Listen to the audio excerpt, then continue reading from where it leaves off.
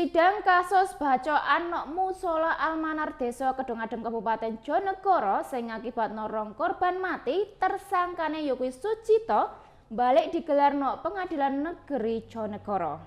Isine sidang yaiku agenda pembuktian teko jaksa penuntut umum. Pengadilan Negeri Jonegoro balik nggelar sidang lanjutan kasus bacokan sing kedadean Mushola Almanar Desa Kedongadem Kabupaten Jonegoro.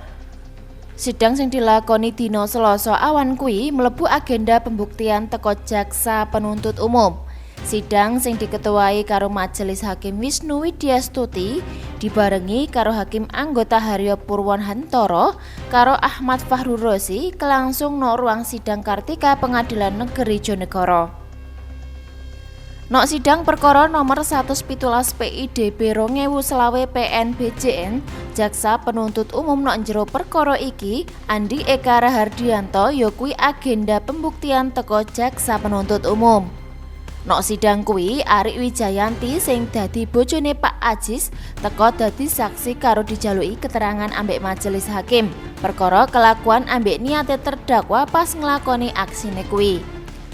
Karo swara ngejer Arik Wijayanti nyeritakno kabeh runtutan kedadean sing dilakoni Sucito mulai teko kawitan mlebu mushola sampai terdakwa mbacoki para korban nganggo parang sing digawa.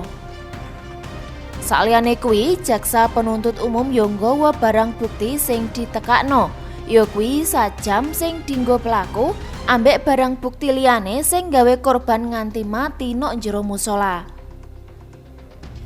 Saurunge kedadean bacokan iki kedadean Mushola Almanar kurang luwih subuh parek esuk pas kuwi pelaku sing dingerteni jenenge Sucito 27 taun warga desa Kedongadem wis ngenteni korbane edeke mushola ambek nggawa parang sing wis disiapno.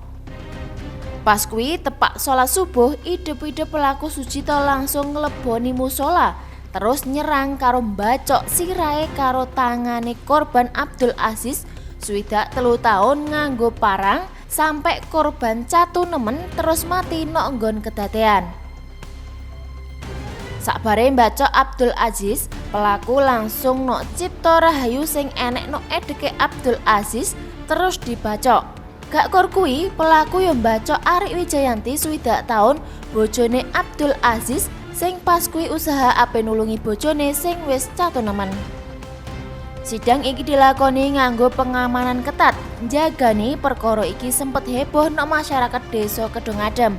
Rencanane sidang ape diterusno minggu ngarep karo agenda tuntukan teko JPU.